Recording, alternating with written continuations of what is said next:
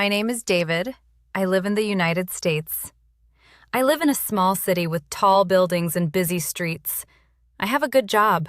I wear clean shirts. I drive a nice car. I also have nice shoes. They are brown leather shoes. They shine in the light. They cost a lot of money. I am not saying this to show off. I am saying this because that day, my shoes mattered too much to me. That day I learned something. I learned it in a hard way. It was a Sunday morning. The air felt warm. The sky was blue. I decided to go to a small church downtown. It is an old church with a quiet room for prayer. People come there to sit in silence. Some people pray, some people cry, some people just breathe and try to feel calm.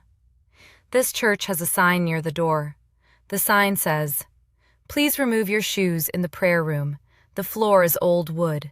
The church wants to keep it clean and safe." Most people follow the rule. I did too. But I also felt nervous. I had heard stories. I had heard that people steal things near this place. Not everyone, of course, but sometimes it happens. A busy city has good people and also people who do bad things. I stood near the door and looked down at my shoes. I did not want to take them off. They were new. They were expensive. I thought, what if someone takes them? My stomach felt tight. I looked around. There was a shoe rack. Many shoes were there. Sneakers, boots, sandals, old shoes, new shoes. I thought, if someone steals shoes, they will steal mine. But I could not walk into the prayer room with shoes on. I did not want to break the rule. So I stood there, stuck in my own head. I felt silly, but I also felt scared. Outside the church door, a man sat on the steps. He looked tired. He had a thin jacket. His jeans were old. His face had lines on it. He held a paper cup in his hand. I knew what it meant. He was asking for help. He was asking for money. I almost walked past him. I almost looked away, but then I stopped. I do not know why. Maybe I felt guilty. Maybe I wanted to feel like a good person. Maybe I just wanted my shoes to be safe. I looked at the man and said, "Hi." He looked up at me. His eyes were dull and heavy, like he had not slept well. He said, "Hi, sir." I pointed to my shoes and said, "Can you watch my shoes for me? Just for a little while? I want to go inside to pray." The man blinked. He looked surprised. Then he nodded. "Yes," he said. "I can do that." I took off my shoes. I held them in my hands. For a second, I did not want to give them to him. My fingers held tight, but I did it anyway. I placed the shoes near him. I said, "Thank you." He said, "You're welcome." I walked inside in my socks. The prayer room was quiet. The light was soft. The air smelled like old wood and clean soap. A few people sat on benches with their heads down. No one talked. I sat in the back. I put my hands together. I closed my eyes. At first, my mind was loud. I kept thinking about my shoes. I kept thinking about the man outside. I kept thinking, please do not let him take them. Then another thought came. It came slowly, like a wave. I started thinking about the man himself. I thought about his thin jacket. I thought about his cup. I thought about how he was sitting outside while I walked in. I thought about how I had warm food at home. I thought about how I had a bed. I thought about how I had choices. My chest felt heavy. I opened my eyes and stared at the floor. I whispered in my mind, "God, why is life like this?" I did not mean it in an angry way. I meant it in a sad way. I thought, why do I have so much and he has so little? I looked at my socks. They were clean. I thought about my closet at home. I have many clothes. I have more than I need. I felt shame, real shame. Not the loud kind, the quiet kind that burns inside. In my mind, I said, God, why are people not equal? Why is life so unfair? Then I remembered something my grandmother used to say. She used to say, what you do matters. It comes back to you. Sometimes she said, what goes around comes around. People also call it karma. I did not fully understand it. Not then. But I made a decision. I said to myself, when I leave, I will help that man. I did not want to give him only a few coins. I wanted to do something real. So, I picked a number. I thought, I will give him $50. It felt like a strong plan. It felt like a clean plan. It felt like I could walk away and say, I did a good thing. I sat there for a few more minutes. I tried to pray. I tried to calm my mind. I tried to feel thankful. I tried to feel close to God. After some time, I stood up. I walked back to the door. I was ready to put on my shoes. I was ready to give the man $50. I was ready to feel light again. But when I stepped outside, the steps were empty. The man was gone. My shoes were gone too. For 1 second, my brain did not accept it. I looked left. I looked right. I looked at the sidewalk. Nothing. My heart dropped fast. My face got hot. My hands started to shake. I said out loud, no, no, no, no. I looked around again.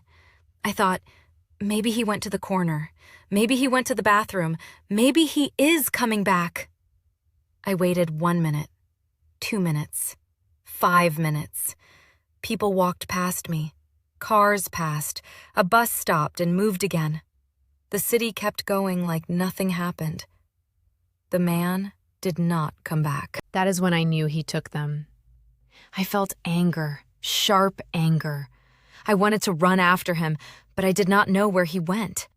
I wanted to yell, but who would I yell at? I also felt something else under the anger. I felt foolish. I felt played. I felt like a child who trusted the wrong person. And I felt sad. Not only for me, but for him too. Because if he stole my shoes, then his life was not in a good place. If he stole from me, then he was still stuck, still hungry, still scared, still living day to day. I stood there in my socks on the church steps. I looked down at my feet. The sidewalk felt rough. I could feel small stones through the fabric. I took a slow breath. I told myself, go home. So I started walking. Each step felt wrong. People looked at me. Some looked away fast. Some stared. I wanted to hide. I wanted to disappear. I walked 2 blocks, then 3. The socks got dirty. The bottom of my feet started to hurt. I felt small and exposed. Then I saw a man on the sidewalk with a table. On the table were used shoes and used belts. It was like a small street shop. In the city, you see things like this. Sometimes people sell used stuff to make money. I walked closer because I needed shoes, even cheap shoes, anything.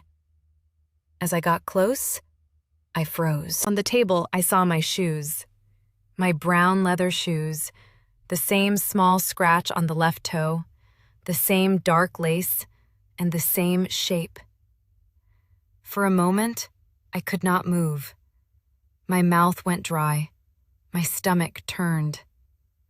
I pointed and said, "Those shoes? Where did you get them?" The seller looked at me. He looked tired too, but in a different way. He said, "I got them from a guy." I said, "A guy? When?" He said, "Just a little while ago." I felt heat rise in me again. I said, "Those are my shoes." He laughed once like it was a joke. Man, I paid for them. I leaned closer. My voice got low. "How much?" He looked at me like he did not want to answer. Then he said, $50.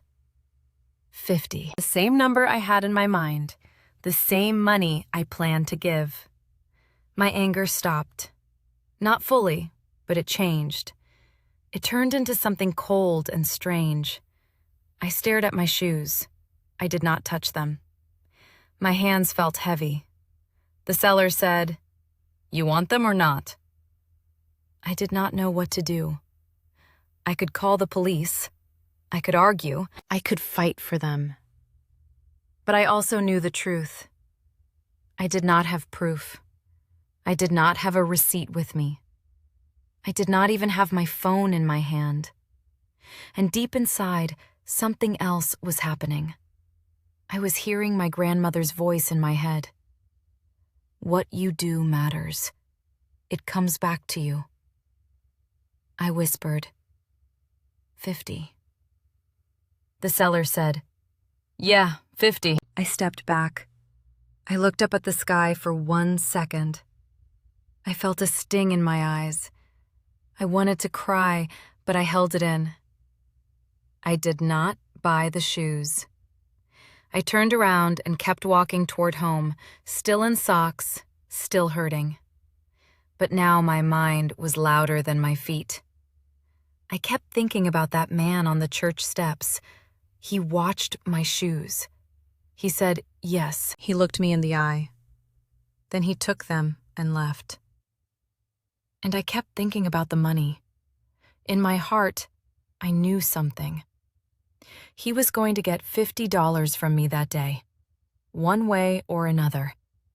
I had already decided it. The money was ready in my mind. He could have waited. He could have said, "Sir, I need help. Can you give me money?" If he had asked me, I think I would have given it. I was ready. But he chose a different way. He chose stealing. And that choice mattered. When I got home, I washed my feet. I took off my dirty socks. I sat on my couch and stared at the wall.